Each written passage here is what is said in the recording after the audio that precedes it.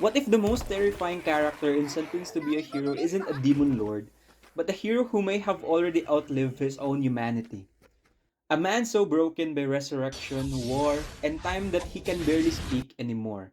And yet the story keeps hinting that he might be one of the oldest, most important figures in the entire world. Because Tatsuya is not just a monster on the battlefield, he may be a ruined legend. Before we go any further, full spoiler warning for Sentenced to be a Hero and for light novel material. Because to really talk about why Tatsuya is such a fascinating character, we have to get into some of the biggest narrative implications surrounding him, including his possible connection to ancient legend, the First War of Subjugation, and one line in particular that completely changes how you're supposed to look at him. So if you're anime only and want to go in blind, this is your warning. At one point, the Demon Lord Abaddon says, "I must say I'm rather surprised. I thought Tatsuya Ninagawa would be the one to make it here." That single moment instantly changes Tatsuya's weight in the story. Because up until then, Tatsuya is mostly framed as this ruined, silent, almost inhuman veteran of the penal hero unit. A man nobody fully understands, a man surrounded by rumors, a man whose actual identity has basically been buried under time, punishment, and repeated resurrection. But then Abaddon calls him by a full name, Tatsuya Ninagawa. Not just Tatsuya, a complete name, a real name, a name that the Demon Lord himself knows. And that raises a massive question immediately. Why does Abaddon know Tatsuya's complete name? That matters even more because Abaddon can read minds, which makes Tatsuya potentially one of the strangest possible opponents for him. If Tatsuya's consciousness has been eroded, fragmented, or transformed by endless revival, then he may not just be powerful in combat. He may be fundamentally difficult for Abaddon to deal with in a way other characters are not. So before the story even fully explains who Tatsuya is, it already tells us something crucial. This man belongs to a much bigger history than the penal unit. And then the story reinforces that suspicion through High Priest Ibuton. There's an important moment where Ibuton looks directly at Tatsuya and stops cold. He says, "He's the spitting image of him." That line is what brings up one of the most important pieces of lore tied to Tatsuya, the Nine Stars of Destiny. Ibuton explains that the figure from the old legends was one of the warriors who defeated the first demon lord, one of the nine stars summoned by the first goddess during the original War of Subjugation.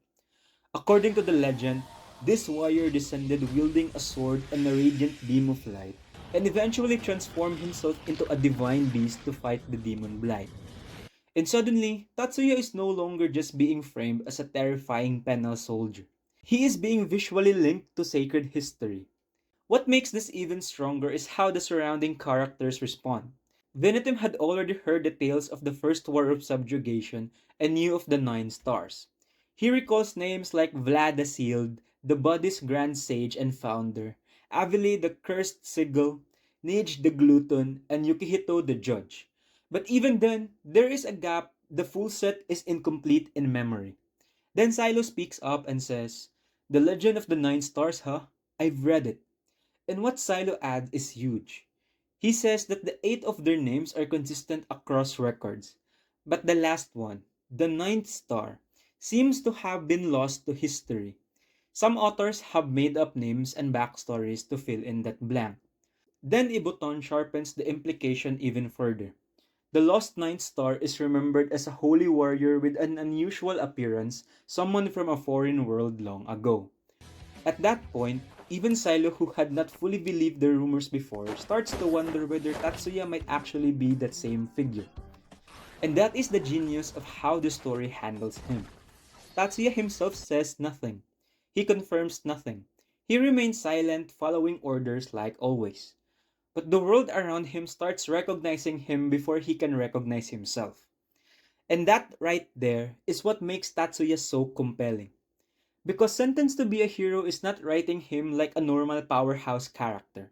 It is writing him like the remains of a hero whose identity has been nearly erased, while the story around him keeps hinting that he may have once stood at the center of history itself. So to really understand why Tatsuya works, we have to look at two versions of him at the same time. The ruined soldier we see in the present, and the legend the story may have slowly reconstructing around him. Now, on the surface, Tatsuya is one of the bleakest character introductions in the series. His back is hunched way over, his expression is vacant, he wears a rusty helmet not as armor in the glamorous sense, but because it keeps his insides from slipping out through the hole in his skull. That is not just grotesque detail for shock value. It tells you immediately what kind of story this is telling with him. Tatsuya is not introduced as a proud warrior scarred by battle. He is introduced like a man who has been used so thoroughly by war that even the border between life and ruin barely exists anymore. Tatsuya is not a complete character yet.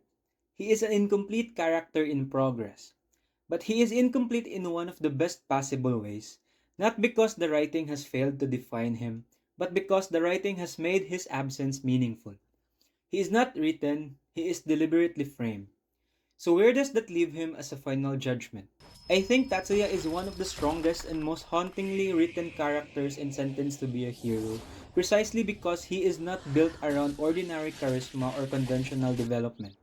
He barely speaks, he does not explain himself, he does not dominate scenes through personality, and yet he leaves one of the deepest impressions in the story, because every detail around him points to the same tragic truth.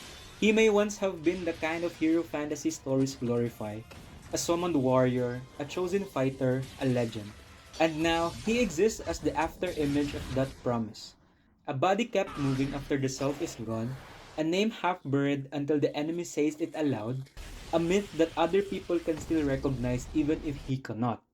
That is powerful writing, not because it is loud, not because it is sentimental, but because it understands that sometimes the most devastating way to write a hero is to show what remains after heroism has been exploited past the point of humanity. Tatsuya does not just make the series darker, he gives it weight. He makes Sentenced to be a Hero feel like a story that actually wants to interrogate what it means to summon someone from another world and use them as a weapon. Not just in the beginning when it still sounds glorious, but in the long, ugly aftermath. And honestly, that is exactly why this series stands out to me from so much formulaic fantasy and isekai's law. Because it is willing to ask what happens after the chosen one stops being a fantasy.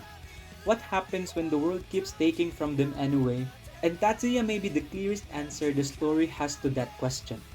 He may once have been summoned to save the world. Now he feels like living proof of what that world does to its heroes. If you enjoyed this breakdown, check out my previous video, especially my video on how Sentenced to be a Hero might shatter the usual isekai formula and my season 2 spoiler discussion on what the light novels may cover next. Because the deeper you get into this story, the more it feels like it is not just deconstructing heroes, it is burying them.